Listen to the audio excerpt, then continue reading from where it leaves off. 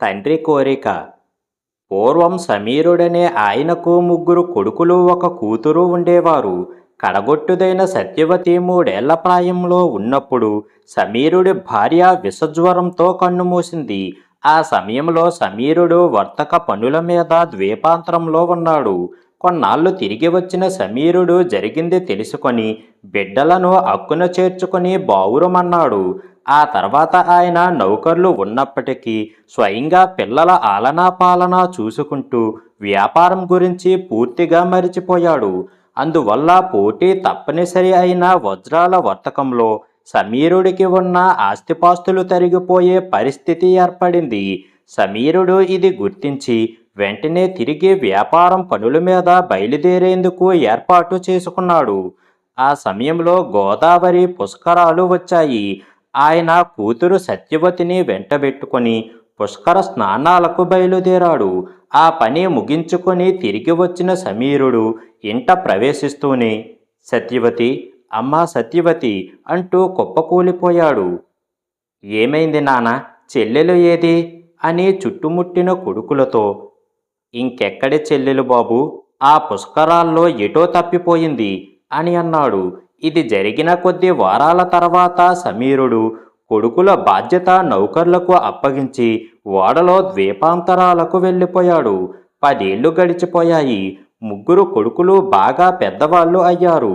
ఈ 10 ఏళ్ల కాలంలో సమీరుడు 10 రోజులు కూడా ఇంటి పట్టున గడిపి ఎరగడు.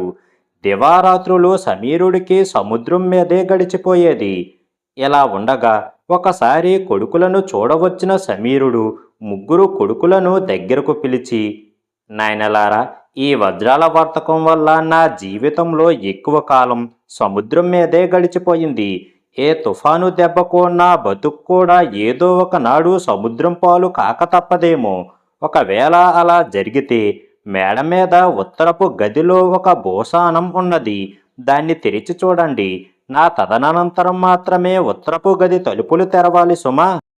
ఒక ముఖ్య విషయం, తోడబుట్టిన వారి కోసం ఎంతటి త్యాగానికైనా సిద్ధపడటం ఉత్తమోత్తమ ధర్మం అనిపించుకుంటుంది అని హితబోధ చేసి రెండిన ఉన్న ఉత్తరపు గది తాళం చెవిని వాళ్లకు ఇచ్చాడు. ఆ తర్వాత కొద్ది రోజులకు సమీరుడు వర్తకం పని మీద మరొకసారి బయలుదేరాడు. అతడెక్కిన ఓడ సముద్ర మధ్యంలో పెను తుఫానుకు గురి అయ్యి మునిగిపోయింది. ప్రయాణికులు అందరూ నీటిపాలు కాగా 2 ఖలాసులు మాత్రం ఓడ కొయ్యలు ఆధారంగా బతికి బయటపడ్డారు. వాళ్ళ ద్వారా సమీరుడు కొడుకులకు తండ్రి మరణ వార్త తెలిసింది. సమీరుడు ముగ్గురు కొడుకులు ఈ దుర్వార్త విని చాలా దుఃఖించారు. పెద్దవాడు 2 తమ్ముళ్లతో, ఇలా జరగవచ్చునని ముందే శంకించిన నాన్నగారు మనకు ఉత్తరపు గది తాళం చెవిని ఇచ్చారు. మనం వెళ్ళి ఆ గదిలోని భూషాణంలో ఏమున్నదో చూసి ఆయన చివరి కోరిక నెరవేరుద్దాము అని అన్నాడు. ముగ్గురు అన్నదమ్ములు ఉత్తరపు గది తలుపులు తెరిచి భూషాణం తలుపు పైకెత్తి లోపలికి చూశారు. భూషాణం వెక్కిరిస్తున్నట్టుగా బోసిగా ఉన్నది. వాళ్ళు ఊహించినట్టుగా అందులో డబ్బు బంగారం ఏమీ లేదు గాని ఒక చిన్న కాగితం ముక్క మాత్రం ఉన్నది. ఆ ఉత్తరం చదివి ముగ్గురూ విస్తుపోయారు. అందులో సమీరుడు, సిరిపురంలో ఉండే భూపతి అనే ఆయన నా బాల్యమిత్రుడు. ఆయన కుమార్తెకు నా సొంత ఖర్చులతో వివాహం జరిపించండి. మీ తండ్రిగా ఇదే నా చివరి కోరిక అని ఉన్నది. ఆ రాత్రి అన్నదమ్ములెవ్వరికీ కంటి మీద కునుకులేదు. పెద్దవాడు కోపం పట్టలేక మనసులో, ఈయన ఏమన్నా తండ్రా, చేతికి చిల్లి గవ్వ ఇవ్వకుండా సముద్రం పాలైపోయాడు. ఇప్పుడు ఎవరింటి ఆడపిల్లకు పెళ్లి చేసి ఆయన కోరిక తీర్చడానికి, తమ్ముళ్లకు ఏదైనా బతుకు తెరువు చూపించటానికి నేనేమైనా మతిమాలిన వాడినా అనుకొని రాత్రికి రాత్రే ఎటో వెళ్ళిపోయాడు. తెల్లవారాక తమ అన్న ఇల్లొదిలిపోయాడని గ్రహించారు 2 అన్నదమ్ములు. అప్పుడు చిన్నవాడు రెండవ వాడితో, మనమైనా నాన్నగారి చివరి కోరిక తీరుద్దాము. ఈ ఇల్లు అమ్మి వచ్చిన డబ్బుతో భూపతి కూతురు పెళ్లి చేద్దాం. ఆ తర్వాత ఎక్కడైనా నౌకరికి కుదిరి మనం బతుకుదాము అని అన్నాడు. ఇందుకు రెండోవాడు సరేనన్నాడు. ఆ తర్వాత 2వ వారం తిరగకుండానే ఇల్లమ్మి ఆ డబ్బుతో సిరిపురం బయలుదేరారు. సాయంకాలానికి వాళ్ళొక చిన్న గ్రామం చేరారు. గ్రామాధికారి ఇంటి ముందు ఏదో పంచాయితీ జరుగుతున్నది. వాళ్ళు అక్కడికి వెళ్ళారు. ఇద్దరు యువకులు, ఒక వృద్ధురాలు తీర్పు కోసం నిలబడి ఉన్నారు. జనంలో ఒకన్ని విషయం ఏమిటని అడిగారు ఆ అన్నదమ్ములు ఇద్దరు. దానికి వాడు, ఆ ముసలావిడకు ఇద్దరు కొడుకులతో పాటు పెళ్ళిడికొచ్చిన కూతురు ఉన్నది. తండ్రి బ్రతికుండగా అందరూ కలిసిమెలిసి ఉన్నారు. ఆయన పోగానే ఆస్తిని కొడుకులు ఇద్దరూ పంచుకొని తల్లిని చెల్లిని వదిలి వెళ్ళిపోయారు. తండ్రికి మాట ఇచ్చిన ప్రకారం చెల్లెలికి పెళ్లి చెయ్యమంటుంది తల్లి. వాళ్ళు మాత్రం ఉన్నదంతా ఖర్చు చేసి అలా పెళ్లి చేస్తే మా పిల్లల గతి ఏం కాను అంటూ ముందుకెత్తుతున్నారు. ఈ సమస్యను ఎలా పరిష్కరించాలా అని పంచాయతీదారులు చర్చలు చేస్తున్నారు అని చెప్పాడు.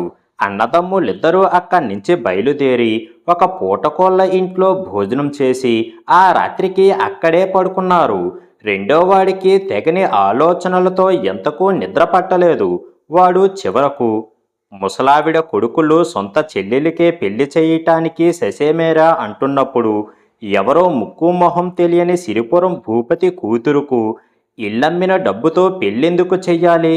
ఉన్న కాస్త డబ్బు పరాయి వాళ్ళ కోసం ఖర్చు పెట్టకుండా దానితో వ్యాపారమో చేసి సుఖంగా బతకవచ్చు అని నిర్ణయించుకొని డబ్బు సంచితో రాత్రికి రాత్రే ఎటో పారిపోయాడు. తెల్లవారి నిద్రలేచిన మూడోవాడికి అన్నగాని డబ్బు సంచిగాని కనబడకుండా పోయేసరికి సంగతి అర్థమయ్యింది. వాడు భారమంతా దేవుడి మీద వేసి సిరిపురం బయలుదేరాడు. 2 రోజులు కాలినడక తర్వాత చిన్నవాడు సిరిపురం చేరుకున్నాడు. వాడు వాకబు చేసి భూపతి ఇల్లు తెలుసుకొని ఆయన ఉంటున్న 4 అంతస్తుల మేడ చూసి, ఇంత ధనవంతుడి కూతురుకు నేనేమిటి పెళ్లి చెయ్యటం అనుకుంటూ ఆశ్చర్యపోయాడు. తర్వాత వాడు మేడ గుమ్మాన్ని సమీపించి భూపతి గారు అని పిలిచేసరికి ఒక వయసు పైబడిన ఆజానుబాహు తలుపు తెరిచి, భూపతిని నేనే, ఏం కావాలి అని అడిగాడు. నేను సమీరుడు అనే ఆయన మూడో కొడుకును. మా నాన్నగారు తన చివరి కోరికగా మీ అమ్మాయికి మా ఖర్చులతో వివాహం జరిపించమని కోరాడు. తెచ్చిన డబ్బు దారిలో పోయింది. దయచేసి మీరు కొంత గడువిస్తే ఏ కూలోనాలో చేసి కూడబెట్టి మీ అమ్మాయి వివాహం చేసి మా నాన్నగారి చివరి కోరిక నెరవేర్చుతాను అన్నాడు చిన్నవాడు. భూపతి వాడు చెప్పింది విని ఆప్యాయంగా వాడి భుజం మీద చెయ్యి వేసి లోపలికి తీసుకువెళ్ళి కూర్చోబెట్టి, మీ నాన్న నేను బాల్యమిత్రులం. మీ తండ్రి చనిపోయిన వార్త విని నేనింకా కోలుకోలేని స్థితిలో ఉన్నాను. ఆయన మీ భవిష్యత్తు కోసం ఎంతో శ్రద్ధ తీసుకున్నాడు. తను ఎక్కువ ఇంటి పట్టున ఉండనందున ఆడపిల్ల ఆలనా పాలన సరిగ్గా చూసేవాళ్ళు ఉండరని పుష్కరాల్లో తప్పిపోయినట్టు మీకు చెప్పి సత్యవతిని నా సంరక్షణలో ఉంచాడు. అలాగే ఆయన వర్తకంలో సంపాదించిన లక్షల కొద్దీ డబ్బు నా దగ్గరే దాచి ఉంచి నా తదనంతరం నా 3 కొడుకుల్లో ఎవడైతే నీ గుమ్మం దాకా వస్తాడో వాడే నేను పెట్టిన పరీక్షల్లో నెగ్గినట్టు లెక్క. వాడికే నా ఆస్తి అంతా ఇచ్చి సత్యవతి గురించి అసలు సంగతి చెప్పు అని కోరాడు. తండ్రి పెట్టిన పరీక్షల్లో నెగ్గి నువ్వు నీ తండ్రికి తగిన తనయుడవు అనిపించుకున్నావు. సరే, ముందు నీ కోసం ఒళ్ళంతా కళ్ళు చేసుకొని ఎదురు చూస్తున్నా నీ చెల్లెల్లి చూడు అని సత్యవతిని పిలిచాడు. భూపతి చెప్పింది విని ఆశ్చర్యపోతున్న చిన్నవాడు సర్వాభరణాలు ధరించిన బాల లక్ష్మీదేవిలా తన కేసి నడిచి వస్తున్న చెల్లెలు సత్యవతిని చూసి పరవశత్వంతో కళ్ళ వెంట ఆనంద బాష్పాలు రాల్చాడు. ఊరు కదలనివాడు. చపలపురంలో చలపతి అనే అతడికి బంధుప్రీతి ఎక్కువ. అతడి భార్య అరుణ కూడా ఇంటికొచ్చిన వారిని ఎంతో చక్కగా ఆదరిస్తుంది. ఆ దంపతుల గురించి బంధువుల్లో గొప్పగా చెప్పుకుంటారు. బంధుప్రీతి మాత్రమే గాక చలపతికి మంచి మాటకారితనం కూడా ఉన్నది. అతడితో ఎంతసేపు మాట్లాడినా తనివి తీరదని చాలామంది అంటారు. ఉగ్రనగరంలో ఉమాపతి అనే ఆయన ఉంటాడు. అతడు ఆస్తిపరుడే కాని ఉన్న చోటు నుంచి కదలడు. తన తల్లిని మించిన గొప్ప వ్యక్తి కాని ఉగ్రనగరాన్ని మించిన ఊరు కాని ఉన్నదంటే ఒప్పుకోడు. ఒక పట్టాన ఏ పిల్ల నచ్చక చాలా ఆలస్యంగా పెళ్లి చేసుకున్నాడు. అతడి భార్య కరుణ అందం, చలాకీతనం, తెలివి, మంచితనం కలబోసిన పిల్ల. మాసం రోజుల్లోనే కరుణకు భర్తంటే విసుగు పుట్టింది. అతడికి కొన్ని విషయాలు తెలుసు. అవే అందరికీ చెబుతాడు తప్ప కొత్త విషయాలు నేర్చుకోడు, తెలుసుకోడు.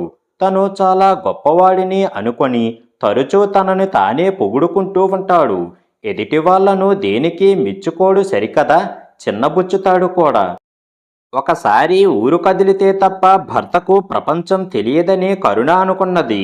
ఆమెకు చలపతి దూరపు వరుసలో అన్న అవుతాడు. అతడొక్కడే తన భర్తను మార్చగలడన్న ఉద్దేశంతో ఆమె ఒక రోజున భర్తతో చపలపురం వెళదామన్నది. అనుకున్నట్టే ఉమాపతి రానన్నాడు. చపలపురం ఉగ్రనగరం కంటే 1000 రెట్లు గొప్పగా ఉంటుంది. అక్కడ చలపతి అని మా పెదనాన్న కొడుకు ఉన్నాడు. ప్రపంచంలో అతడికి తెలిసినన్ని విషయాలు ఇంకా ఎవ్వరికీ తెలియవు. మనం అక్కడికి వెళితే నువ్వు గొప్పో నా అన్న గొప్పో తేలిపోతుంది అంటూ కరుణ భర్తను రెచ్చగొట్టింది.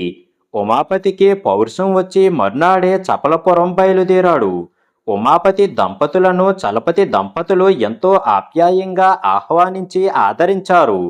అతిథుల కోసం అరుణ కొత్త రకం పాయసం వండింది. కరుణ ఆ పాయసం రుచిని ఎంతగానో మెచ్చుకున్నది. ఉమాపతి మాత్రం ముఖం చిట్లించి, పాయసం అంటే చిక్కని గేదె పాలు ఉండాలి, అందులో ఉగ్రనగరం జీడిపప్పు కలపాలి, ఆ పైన మా అమ్మ చెయ్యి పడాలి, ఆ రుచి చూసిన వాడికి ఇంకేదీ పాయసం అనిపించదు అని అన్నాడు. ఆ మాటలకు అరుణ చిన్నబుచ్చుకున్నది. చలపతి మాత్రం మాటలు తప్పిస్తూ, బావగారు తెలివిగా మమ్మల్ని ఉగ్రనగరం రమ్మని ఆహ్వానిస్తున్నారు. మేము ఉగ్రనగరం వస్తే ఒక్క పాయసంతో విడిచిపెట్టాం. అత్తగారి చేత ఎన్నో రకాల పిండి వంటలు చేయించుకొని తింటాము అని అన్నాడు. ఆ రాత్రి చలపతి అతిథుల కోసం బూరుగుదూది పరుపులు పంపించాడు.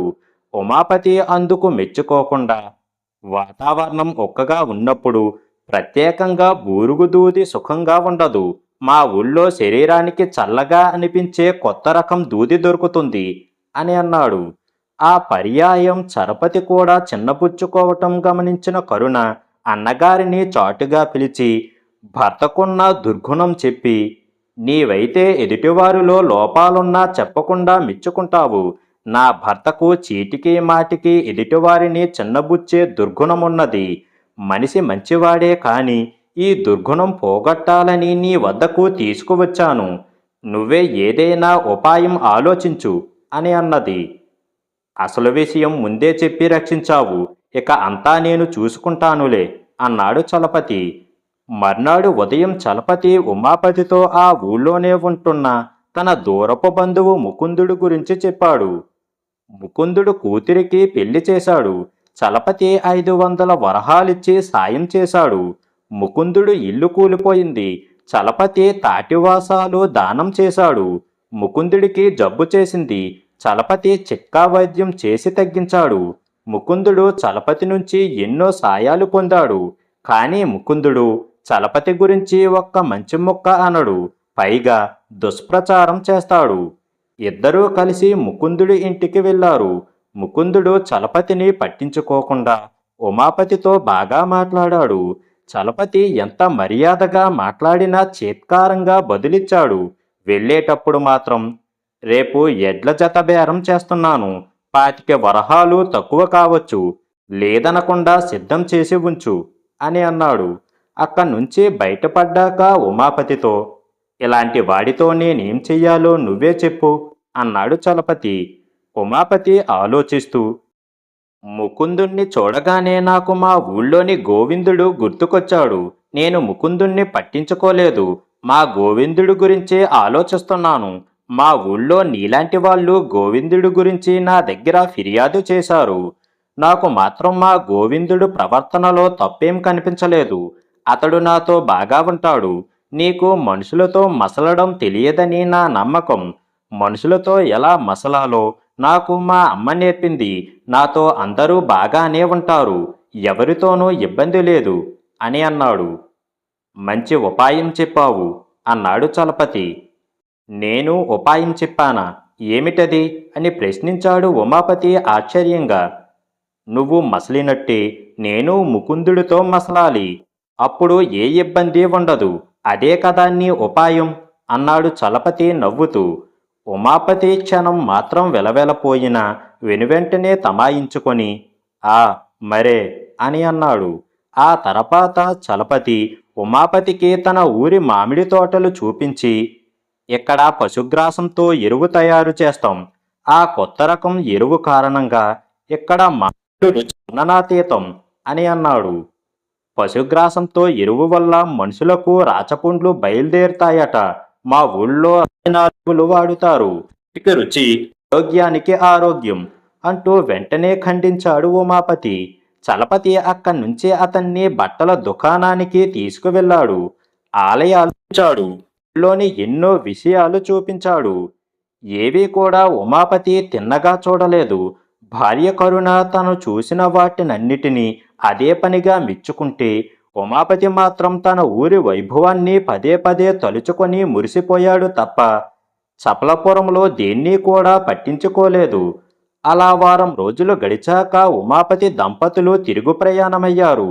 కరుణ చలపతి దంపతులను ఎంతగానో మెచ్చుకొని, మీ ఆతిథ్యం రుచికరమైనది, మీ ఆత్మీయత మర్చిపోలేనిది, మీ ఊరొక అద్భుతం, ఇక్కడికి వచ్చినందుకు నాకెంతో ఎంతో సంతోషంగా ఉన్నది అని అన్నది. అప్పుడు చలపతి కొద్ది దూరంలో ఉన్న ఉమాపతికేసి చిరునవ్వుతో చూస్తూ, అయితే ఈ విశేషాలన్నీ నీ భర్తకు చెప్పు. మరొకసారి మా ఊరురా. ఈసారి వచ్చినప్పుడు నీ భర్తను కూడా వెంటబెట్టుకునిరా. మర్చిపోకు, సరేనా అని అన్నాడు. కరుణ ఆశ్చర్యపడుతూ, అదేంటన్నయ్య అలాగంటావు? ఆయన నాతో పాటు వచ్చాడు కదా అని అన్నది. ఈసారి చలపతి పెద్దగా నవ్వి, నిజంగా వచ్చాడంటావా? నాకు ఆ ఉగ్రనగరం దాటినట్టు ఒక్కసారి కూడా అనిపించలేదు అన్నాడు వెంటనే. ఉమాపతి గతుక్కుమన్నాడు. చపలపురంలో ఏం చూసినా తను ఉగ్రనగరాన్నే తలుచుకోవటం వల్ల ఎక్కడికి వచ్చి కూడా రానట్టే అయిందని అప్పటికే అతడు గ్రహించాడు. ఆ తర్వాత నుంచి ఉమాపతి ఎక్కడికి వెళ్ళినా తనకు తెలిసింది చెప్పటం తగ్గించి తెలియంది నేర్చుకోవటం అలవాటు చేసుకున్నాడు. భర్తలో వచ్చిన ఈ మంచి మార్పుకు కరుణ ఎంతో సంతోషించింది.